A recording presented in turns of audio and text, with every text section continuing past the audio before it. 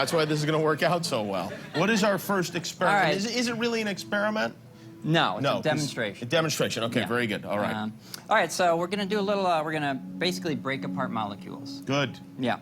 And we're going to use hydrogen peroxide, a little bit of actually dish soap. So if you want to put some dish soap in your flask. How much? Just a squirt? Yeah, a little more. That's good. Okay. So dish soap will keep the bubbles because we're going to remove the oxygen. They'll hold the oxygen. Okay. So I'll put a little bit in here. All right. Next, coloring. We have green and red. Do you have a preference? I'll take red. All right. It's be very Christmassy. How much of this? And just keep going. Keep adding a lot of that. Okay. That's good. A little more. This is going to be delicious. All right. Is this how you did your jacket? That's good there. Okay. All right, so I'm going to add the hydrogen peroxide because you don't want to do that. Okay. Oh, it's dangerous, This right? is Okay. dangerous. And actually, yeah, let's get all geared up here. Okay. Good. Put these on my eyes. There we go. All right, so in goes that.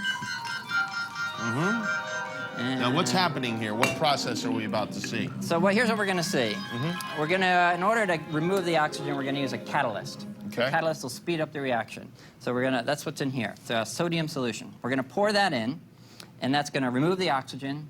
The soap is going to hold it, And we're going to smother to death, all of us. We'll be okay, but it will create a lot of bubbles really fast. Okay, great. And usually this is done in graduated cylinders, but we're going to make it a little more intense with these ridiculously large flasks. Okay, good. All right. So this is what you're going to use. We're going to pour that in there. The oxygen will be released, and we'll watch the reaction. We're going to need to step back after we pour it. Okay. All right. Here we Step go. back. Ready? In 3, 2, 1, pour. There we go. Whoa! Whoa! Wow, that's great. It's like Ghostbusters. Wow. Whoa! That's something. We got slime. Whoa!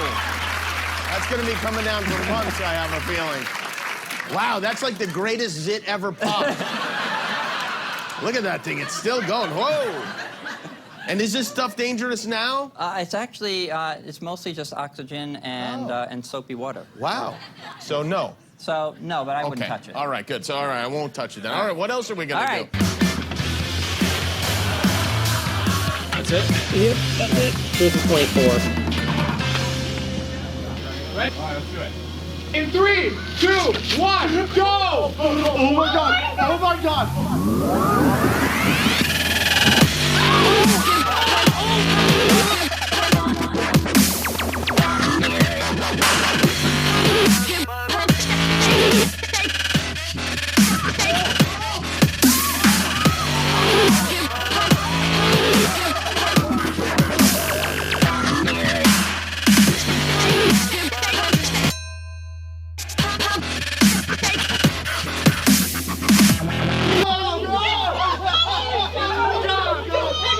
The danger zone. Pull! Oh my God! Keep pulling! Pull harder! Oh, gosh. Look at it go! It filled the entire pool. It looks like the pool's on fire. And that is the new world record for elephant foam toothpaste. Oh, it's steamy. I want to jump in it so bad. It's the forbidden swimming pool now. We're officially cooler than Mark Rober. Yeah, and so is the entire population of the Earth. You know what's cooler than this? Nolan's mom. Hydrogen peroxide, 35%, some Dawn dish soap. I'll just add the dish soap into there, and I'm going to give you the honor this time, Tony. Excellent. Of adding the catalyst. Now, wait just 1 second. I'm going to take the cap off. I'm going to give this to you. Let me swirl this around a little bit. Hydrogen peroxide, soap, catalyst. Go ahead and pour it in. Let's see what happens. Just dump the whole thing in. We release the oxygen inside, and you can see we generate lots of foam. It's a giant blob of oxygen-filled, soapy foam, which is really cool. It is. It's like Ghostbusters 2. Exactly. 3, 2, 1, pour. Step back. Hey! Yeah! All right. So, again, 35% hydrogen peroxide. We're using sodium iodide to catalyze the reaction. We added some food coloring. All those bubbles are filled with oxygen gas. It's just a classic.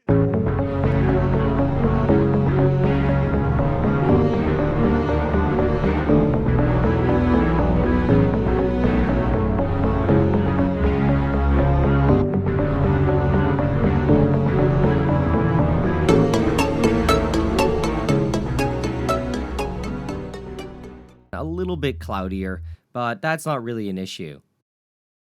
To make the nylon, it's pretty simple. I first add a little bit of hexamethylene diamine solution, and on top of this, I carefully add an equal amount of adipoyl chloride. The adipoyl chloride is dissolved in cyclohexanol, which doesn't mix with water, and it's less dense, so it floats on top.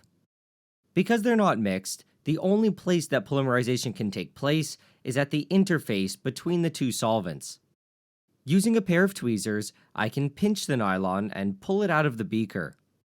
The gooey string is wrapped around a glass stir rod, which I can then turn to pull out more nylon. What's interesting here is that the nylon I'm pulling out is not actually a string, it's more like a tube. The tube isn't hollow though, and it's often filled with hexamethylene diamine solution, so it's important to be careful when handling it. It looks like there's a whole bunch of nylon here, but it's a little bit deceiving because it's being puffed up a lot by the water that's being pulled up with it.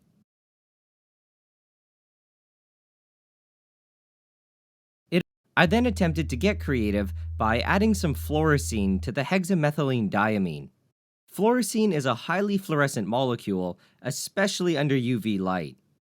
I actually made it in a previous video, and if you're interested in checking that out, there's a link in the description. I turn off the lights and I turn on my UV light, and then I carefully add the adipoyl chloride.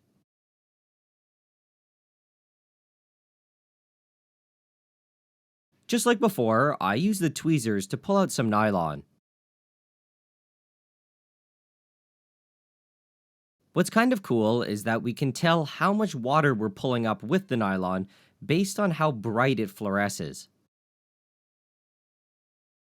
At some point, I accidentally got the nylon stuck to the side of the beaker. At first it was a mistake, but it ended up being pretty interesting. In hindsight, I wish I put down the glass rod, and using my fingers, I probably could have pulled off a super thin sheet. Them out in a long chain. The molecules will continue to polymerize. So as he draws the molecules out of solution, the final product, the monomers continue to react at the interface and form more polymer. In this way, he can make a long strand of nylon, a synthetic polymer. Here you can see the nylon forming at the interface between the liquid layers. Nylon is an important commercial material because it can be used to form fabrics.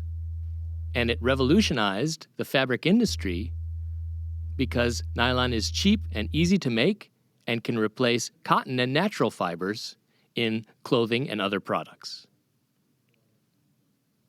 Pull the nylon out. There's a thread. Put him over the spinneret. And then I don't have to work very hard if gravity will do it for me. Let's see whether gravity will do it for me. There it goes, and it'll go on spinning until it's used up all the liquid, and that's nylon. The molecules are combining spontaneously without any help, because these molecules have enough energy.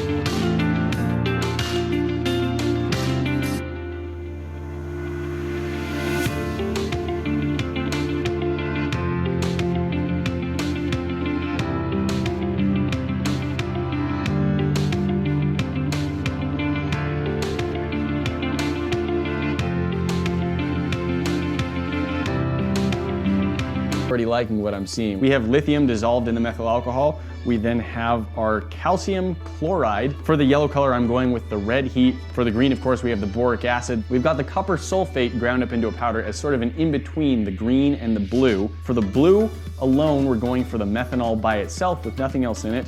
And for the purple, we're trying the ground up non-sodium salt. That's a good rainbow if you ask me. It takes some refueling to get everything to stay nice and lit and show the colors really well, but I love how it